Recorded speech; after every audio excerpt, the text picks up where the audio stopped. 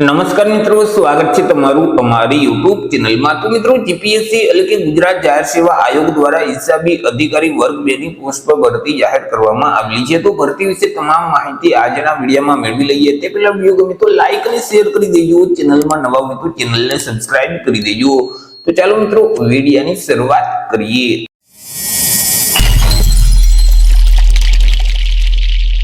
તો મિત્રો, આજે ભરતીનું નોટિફિકેશન છે તે જીપીએસસી એટલે કે ગુજરાત જાહેર સેવા આયોગ દ્વારા બહાર પાડવામાં આવેલું છે। જીપીએસસી દ્વારા જે નાણાં વિભાગ હસ્તકની હિસાબી અધિકારી વર્ગ 2 ની જે જગ્યાઓ ખાલી છે, તો આ જગ્યાઓ સીધી ભરતીથી ભરવા માટે લાયકાત ધરાવતા ઉમેદવાર પાસેથી અરજી ફોર્મ મંગાવવામાં આવેલા છે। તો સૌથી પહેલા વાત કરી લઈએ કંઈક અગત્યની તારીખ વિશે। હવે મિત્રો, આ જે ભરતી છે તેમાં જો તમારે અરજી કરવી હોય તો ઓનલાઈન અરજી ફોર્મ ભરવાનું રહેશે। ઓનલાઈન અરજી ફોર્મ છે તે આજથી એટલે કે 7 એપ્રિલ 2026 થી શરૂ કરી દેવામાં આવેલા છે। 7 એપ્રિલ 2026 થી લઈ અને 21/4/2026 સુધી તમે ઓનલાઈન અરજી ફોર્મ ભરી શકશો। ઓનલાઈન અરજી ફોર્મ જે જીપીએસસી નું ઓજાસનું પોર્ટલ છે એટલે કે gpsc-ojars.gujarat.gov.in નામની જે વેબસાઈટ છે તે વેબસાઈટ ઉપર જઈ તમારે ઓનલાઈન અરજી કરવાની રહેશે। જો તમારે ઘર બેઠા જ ઓનલાઈન અરજી ફોર્મ ભરવું હોય તો અમારા જે WhatsApp નંબર છે 6352228352 આ નંબર પર WhatsApp પર મેસેજ કરશો કે અમારે જીપીએસસી હિસાબી અધિકારીમાં અરજી ફોર્મ ભરવું છે, તો તમને નજીવી ફી સાથે ઘર બેઠા જ ઓનલાઈન અરજી કરી દેવામાં આવશે। મિત્રો, અહીં સૌથી પહેલા જે પ્રાથમિક પરીક્ષા છે તે અંદાજે 7/6/2026 ના રોજ લેવામાં આવશે અને મિત્રો બીજું પેપર છે તેમનું 28/6/2026 ના રોજ લેવામાં આવશે। પ્રાથમિક પરીક્ષામાં અલગ અલગ બે પેપર રહેશે, જેમાં પેપર 1 સામાન્ય અભ્યાસનું 7/6/2026 ના રોજ લેવામાં આવશે, જ્યારે મિત્રો બીજું જે પેપર છે તે 28/6/2026 ના રોજ લેવામાં આવશે અને જે મુખ્ય પરીક્ષા છે તે 13/12/2026 થી લઈ અને 16/12/2026 સુધીમાં લેવામાં આવશે। વાત કરી લઈએ મિત્રો જગ્યા વિશે કે કુલ કેટલી જગ્યા છે અને કેટેગરી મુજબ કેટલી જગ્યા રહેશે, તો કે કુલ 20 જેટલી જગ્યા પર આ ભરતી જાહેર કરવામાં આવેલી છે। આ જે 20 જગ્યા છે તેમાંથી બિન અનામત એટલે કે સામાન્ય વર્ગના જે ઉમેદવાર છે તેના માટે 8 જગ્યા છે। 8 માંથી 2 જગ્યા મહિલા માટે અનામત રહેશે। ઈડબ્લ્યુએસ એટલે કે આર્થિક રીતે નબળા વર્ગના જે ઉમેદવાર છે તેના માટે 1 જગ્યા છે અને તે પણ મહિલા માટે અનામત રહેશે। સામાજિક અને શૈક્ષણિક રીતે પછાત વર્ગ એટલે કે ઓબીસી એસસીબીસી કેટેગરીના જે ઉમેદવાર છે તેના માટે 6 જગ્યા છે। 6 માંથી 2 જગ્યા મહિલા માટે અનામત રહેશે।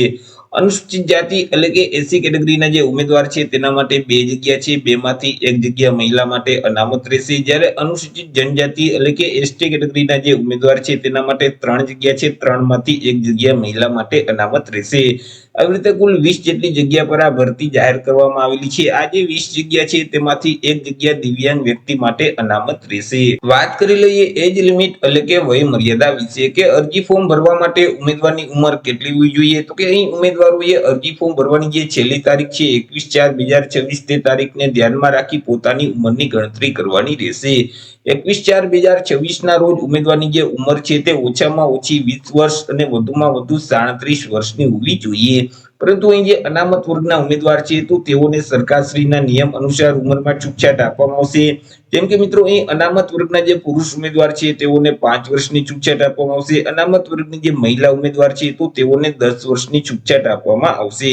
બિન અનામત એટલે કે સામાન્ય વર્ગની મહિલા ઉમેદવારોને 5 વર્ષની છૂટછાટ આપવામાં આવશે। ત્યાર પછી શારીરિક રીતે દિવ્યાંગતા ધરાવતા ઉમેદવાર છે તો તેઓને 10 વર્ષની છૂટછાટ આપવામાં આવશે। પરંતુ અહીં કોઈ પણ સંજોગોમાં ઉમેદવારની ઉંમર છે તે 45 વર્ષ કરતા વધવી ન જોઈએ। જો ઉમેદવારની ઉંમર 45 વર્ષ કરતા વધી જતી હશે તો તેવા સંજોગોમાં તેઓને ઉંમરમાં છૂટછાટ મળવા પાત્ર થતી નથી।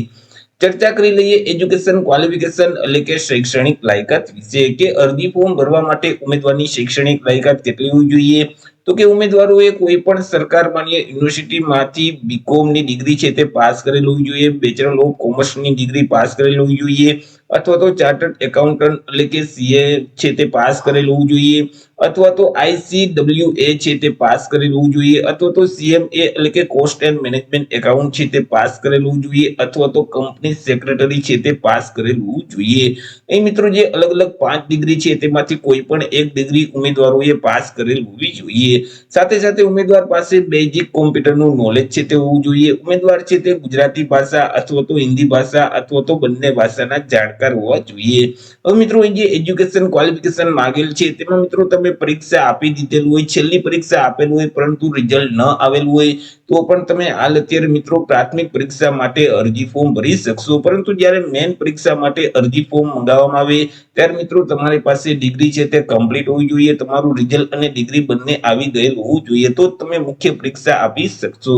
વાત કરી લઈએ પે સ્કેલ એટલે કે પગાર ધોરણ વિશે, કે ઉમેદવારોને કયા પગાર ધોરણ મુજબ પગાર આપવામાં આવશે. તો ઉમેદવારોને પે મેટ્રિક લેવલ 8 મુજબ પગાર છે તે મળવાપાત્ર થશે, એટલે કે ₹44,900 થી લઈ અને 1,42,400 નું જે પગાર ધોરણ છે તે મુજબ ઉમેદવારોને પગાર છે તે આપવામાં આવશે. વાત કરી લઈએ અરજી ફી વિશે, કે કયા ઉમેદવારોએ કેટલી અરજી ફી ભરવાની રહેશે. તો અહીં સામાન્ય વર્ગના તમામ ઉમેદવારોએ અરજી ફી છે તે ભરવાની રહેશે. પુરુષ અને મહિલા તમામ ઉમેદવારોએ અરજી ફી ભરવાની રહેશે. અરજી ફી તરીકે ₹100 છે તે ભરવાના રહેશે.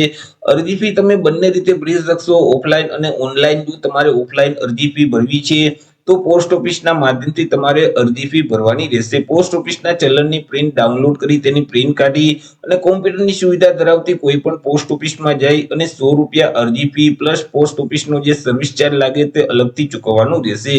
22/4/2024 સુધીમાં તમે ઓફલાઈન અરજી ફી ભરી શકશો. પરંતુ તમારે જો ઓનલાઈન અરજી ફી ભરવી હોય તો મિત્રો તમે net banking, credit card, debit card કે યુપીઆઈ ના માધ્યમથી મિત્રો ઓનલાઈન અરજી ફી છે તે ભરી શકશો. ઓનલાઈન અરજી ફી મિત્રો ₹100 ભરવાની રહેશે. તે સિવાય પ્લસ જે બેંકનો સર્વિસ ચાર્જ લાગે તે અલગથી ચૂકવવાનું રહેશે. તે પણ 22/4/2024 સુધીમાં તમે મિત્રો ઓનલાઈન પરીક્ષા ફી ભરી શકશો. ચર્ચા કરી લઈએ મિત્રો સિલેક્શન પ્રોસેસ વિશે, કે ઉમેદવારનું સિલેક્શન કેવી રીતે કરવામાં આવશે. તો ઉમેદવારનું જે સિલેક્શન છે તે અલગ અલગ સ્પર્ધાત્મક પરીક્ષાના માધ્યમથી કરવામાં આવશે. સૌથી પહેલા તો પ્રાથમિક પરીક્ષા છે તે લેવામાં આવશે. આ જે પ્રાથમિક પરીક્ષા છે તે માત્ર સ્ક્રીનિંગ ટેસ્ટ જ રહેશે, એટલે કે તેમના માર્ક છે તે મેરિટમાં ગણવામાં આવશે નહીં. મિત્રો જે પ્રાથમિક પરીક્ષા છે તે ઓબ્જેક્ટિવ પ્રકારની રહેશે, એટલે કે તેમાં એમસીક્યુ પ્રકારના પ્રશ્ન છે તે પૂછવામાં આવશે. પ્રાથમિક પરીક્ષામાં અલગ અલગ બે પેપર રહેશે. જનરલ સ્ટડીને લગતું 200 માર્કનું પેપર રહેશે, કે જેમાં 3 કલાકનો સમયગાળો આપવામાં આવશે. એકાઉન્ટિંગ અને ઓડિટિંગનું લગતું જે પેપર છે તે પણ 200 માર્કનું રહેશે, તેના માટે પણ 3 કલાકનો સમયગાળો આપવામાં આવશે. મિત્રો અહીં જે કુલ પ્રિલિમિનરી એટલે કે જે પ્રાથમિક પરીક્ષા છે તે કુલ 400 માર્કની રહેશે. ત્યાર પછી તમારે મેન પરીક્ષા એટલે કે મુખ્ય પરીક્ષા આપવાની રહેશે, કે જે વર્ણનાત્મક પ્રકારની રહેશે. તેમાં અલગ અલગ 5 પેપર તમારે આપવાના રહેશે. પહેલું પેપર છે તે ગુજરાતી ભાષાને લગતું રહેશે, જે 150 માર્કનું રહેશે. બીજું પેપર છે તે અંગ્રેજીનું રહેશે, તે પણ 150 માર્કનું રહેશે. ત્રીજું પેપર છે તે સામાન્ય જ્ઞાન એટલે કે જનરલ સ્ટડીને લગતું રહેશે, તે 200 માર્કનું રહેશે. ચોથું પેપર છે તે એકાઉન્ટિંગ અને ઓડિટિંગ એકનું પેપર રહેશે, જે 200 માર્કનું રહેશે. અને પાંચમું પેપર છે તે એકાઉન્ટિંગ અને ઓડિટિંગ 2 નું પેપર રહેશે, તે પણ 200 માર્કનું રહેશે. તમામ પેપર માટે તમને 3 કલાકનો સમયગાળો છે તે આપવામાં આવશે, અને મેઇન પરીક્ષા કુલ 900 માર્કની રહેશે. તો એ રીતે મિત્રો જીપીએસસી દ્વારા હિસાબી અધિકારી વર્ગ 2 ની પોસ્ટ પર ભરતી બહાર પાડવામાં આવેલી છે. તો આશા રાખું છું વિડીયો પસંદ પડ્યો હશે. વિડીયો પસંદ પડ્યો તો લાઈક અને શેર કરી દેજો. ચેનલમાં નવા હોય તો ચેનલને સબસ્ક્રાઇબ કરી દેજો. ફરી મળીશું એક નવા ટોપિક સાથે એક નવા જ વિડીયોમાં. ત્યાર સુધી જય હિન્દ, વંદે માતરમ.